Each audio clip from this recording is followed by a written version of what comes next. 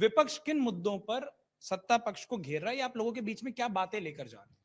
अजी जो है समय अनुसार परिवर्तन हुई है पिछले 75 साल में। ऐसा नहीं 10 साल में देश में को क्रांति आ गई। अग्निवीर, ये रोजगार की कमी, स्वास्थ्य में भी बढ़ी, ये सब चीजें तो चल दिखते बढ़िया हैं। अब ऐसा एकदम से नहीं भाई स्वास्थ्य विभाग मतलब आयुष्मान कार्ड से इलाज हो रहा, बहुत परेशानी है लोगों को। तो ये सब दिक्कतें लगातार चलती जा रही है। अब सबसे बड़ी बीजेपी की उपलब्धियां है कि देश में जो 150-200 लोग 200 सांसद ऐसे थे ना जो पूर्व सब पार्टियों में बसते, अब उनका परिवार भारतीय जनता पार्टी होगी और देश जो है इन 200 सांसदों को हरा गया, इसे सत्ता से बाहर करने का काम करेगा भारतीय जनता पार्टी को। आप जब देखेंगे ना देश में इससे निश्चित रूप से जो है आपको एक अभूतपूर्व जनता का निर्णय दिखाई देगा और चेंज आएगा। और यहाँ मुजफ्फरनगर में जो है भी यहाँ जो जातिगत राजनीति चल रही थी उसका भी दंड शायद है बीजेपी को मिलेगा। अब कई जातियों के अलग अलग भाई ये जब जाति को हम प्रमुखता देंगे तो कहीं ना कहीं उनकी इच्छाएं बढ़ गई। सबकी इच्छा है भाई मैं भी चुनाव लड़ूं, मुझे टिकट नहीं मिला, मुझे टिकट नहीं मिला। तो इन सब चीजों का नुकसान जो है निश्चित रूप से बीजेपी को। क्या पूरा नुकसान होगा मुझे मालूम है आपको जाना है, लेकिन एक जवाब लेना चाहता हूं क्योंकि आपके तमाम जो विरोधी हैं, और विरोधी मतलब जो राजनीतिक रूप से विरोधी हैं, बाकी आप सब पश्चिमी उत्तर प्रदेश में खासियत है कि सब मित्र होते हैं, सब बड़े अच्छे से बात करते हैं। ढेर सारी बातें हुई, किसानों के मुद्दे उठाए, मैं वापस इनके मुद्दे पर, हाँ किसी प्रश्न का मुझे उत्तर देना है। हाँ मैं इसलिए बोला था वो ये आमने सामने हो जाए बस उतना अनुरोध है। जी जी ये सब बहुत मुझसे बुद्धिमान है, लेकिन बदकिस्मती से मैं वकील भी हूँ। आप इलेक्ट्रॉनिक मीडिया देख रहे हैं अमर उजाला का, एनसीआर भी होती है, क्या हुआ है वो? National crime record bureau. वो किसके अधीन है? कितने अपराध कहाँ किसके अधीन है? केंद्र सरकार की एक एजेंसी है जी। 2014 से राजनाथ सिंह जी गृह मंत्री थे। क्या आप अच्छा मीडिया का काम भी कर रहे हैं, मुझसे सवाल जवाब करके। मैं मीडिया में पढ़ा लिखा पत्रकार रहा हूँ। 2014 से 5 साल रहे राजनाथ सिंह जी, और नहीं मैं आप ही को दूंगा, वो भी छोटे भाई है मेरे। 5 साल रहे राजनाथ सिंह जी, और अब 5 साल 4-4.5 साल से अमित शाह जी हैं। एनसीआर भी अखिलेश जी की तो अधीन नहीं है, इनके या इनके अधीन नहीं है। एनसीआरबी की रिपोर्ट आप सब आंकड़े होंगे, अमर उजाला बड़े अखबारों में है। 2017 के बाद, मैं इतने प्रमाणिक ढंग से कह रहा हूं, इनका भी जवाब दूंगा, 2017 के बाद उत्तर प्रदेश में 0.02% लैंगिक अपराध बढ़े हैं। 2017 में योगी जी की सरकार बनी थी, आज 24.02%। ये राजनाथ सिंह और अमित शाह कह रहे हैं, उनका रिकॉर्ड क्या है। दूसरी बात इन्होंने सड़कों की बताई, मुझे आश्चर्य है जो नेशनल रोड्स हैं इनके लिए अलग लॉ है, स्टेट रोड्स के लिए अलग लॉ है। शायद मेरे भाई, मैं ये नहीं कह सकता, ये भी एडवोकेट पढ़ाना हो, स्टेट्स में कहीं भी टोल नहीं लगेगा।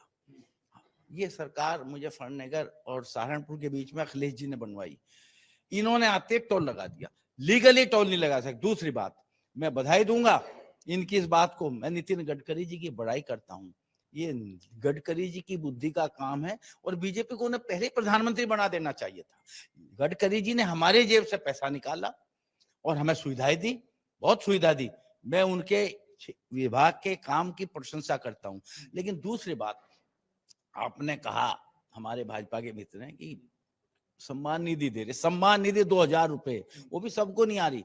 अगर 2000 रुपए देना सम्मान निधि है, आपने यूरिया की किस्म बताई, मैं वो केमिकल निकाल, आप पीजेंट्स एसोसिएशन चलाते हैं, मैं भी थोड़ा बहुत किसानों के मामले में पढ़ता रहता हूँ, इस पर ही डिबेट करा लो अगर मेरी बात गलत हो। इन्होंने 17 से पहले कहा इफ्को का ही आता था, अब तो इन्होंने इफ्को की प्रोडक्शन ही कम कर दी। इफ्को इनके घर का है, मल्टीनेशनल कोऑपरेटिव का है, एक ही आदमी के कब्जे में, उदय शंकर अवस्थी के, एक ही व्यक्ति के कब्जे में इतनी बड़ी संस्था दुनिया की। और अमित शाह जी के national cooperative minister Amit Shah ji हैं, उसमें इन्होंने क्या प्रोडक्शन किया है यूरिया का, और वो आंकड़ा निकाले। दूसरे एनपीके और डीएपी के बारे में कोई आपने नहीं बताया, कीटनाशक दवाओं के बारे में आपने बताया, न्यूनतम मजदूरी के बारे में आपने नहीं बताया, बेरोजगारी पे भी आप छोड़ गए। ये कह रहे बेरोजगारी घटती बढ़ती रही, नहीं, सबसे ज्यादा बेरोजगारी दर 47 से और आज तक आज है।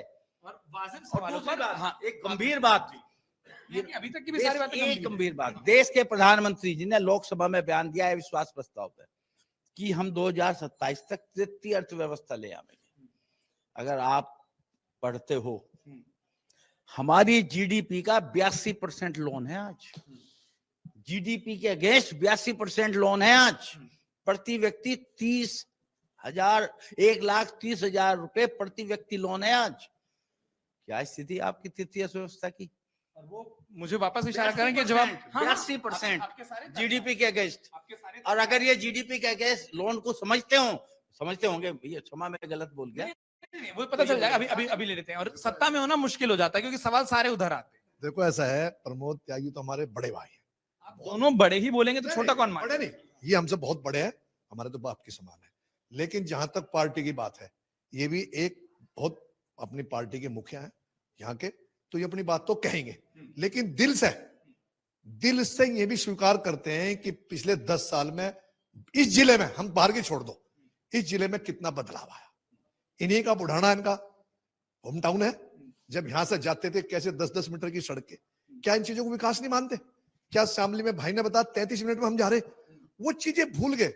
वो सकौती के फाटक को, मुरादनगर, मोदीनगर को भूल गए, जहां हम 4-4 घंटे में जाते थे। वो सारी चीजें हुई।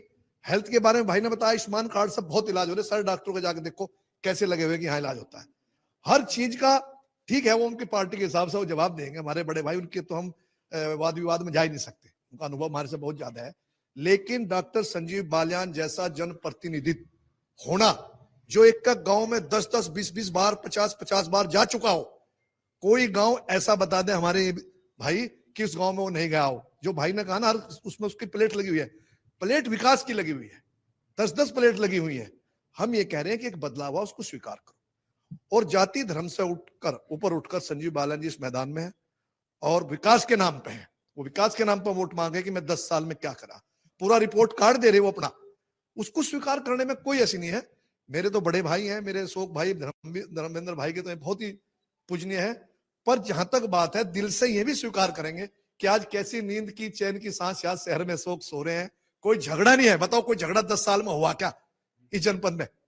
त्यागी जी बता दें, कोई जरा भी हम सांप्रदायिक सौहार्द में भाई साहब और हम जाते हैं साथ में जगह जगह, कहीं कुछ नहीं है। सब भाईचारे से रह रहे हैं और एक अच्छा विकास कार्य यहाँ पावा। उसी के नाम पर वोट मांग रहे हैं, उसी के नाम पर बालियान साहब गाँव गाँव में जा रहे, धर्म जातियों से ऊपर उठकर विकास के नाम। हालांकि उनकी बात सही है कि कुछ मुद्दे ऐसे हैं जिसमें बड़े राजनीतिक प्रवक्ता होने के नाते आप लोग एक बात बहुत अच्छी करते हैं कि कुछ मुद्दों को कैसे घुमाकर दूसरी जगह पर पहुंचना है, वो वाजिब तरीके से आता है। सारे तर्क आप भी सुन रहे हैं काफी देर से। क्या आपका मानना है कि मुजफ्फरनगर किस तरीके से किस ओर जा रहा है? देखिए, आम आदमी की जो जरूरत है वो मूलभूत सुविधाएं, बिजली, सड़क, पानी और सुरक्षा, इन चीजों में बहुत काम हुआ है जिले में, इसमें कोई दो राय नहीं। मैं किसी पक्ष विपक्ष के बीच में पड़ना नहीं चाहता। मैं एक तटस्थ भूमिका में जो अपना आकलन बता रहा आपको, इस पे काम हुआ है और हर आदमी जिले का सुरक्षित महसूस करता है। रास्ते में देर सवेर कहीं जाता है, सुरक्षित है। सड़क, बिजली, सड़क, पानी, इनमें कहीं उंगली रखने को जगह नहीं है। और रही पार्टी की, मैं ना इनका पक्ष करूंगा ना भाजपा का पक्ष करूंगा। अगर आप ये वीडियो YouTube पर देख रहे हैं तो हमारे चैनल को सब्सक्राइब करें और बेल आइकन को दबाना ना भूलें। अगर आप Facebook पर ये वीडियो देख रहे हैं तो हमारे पेज को लाइक करें।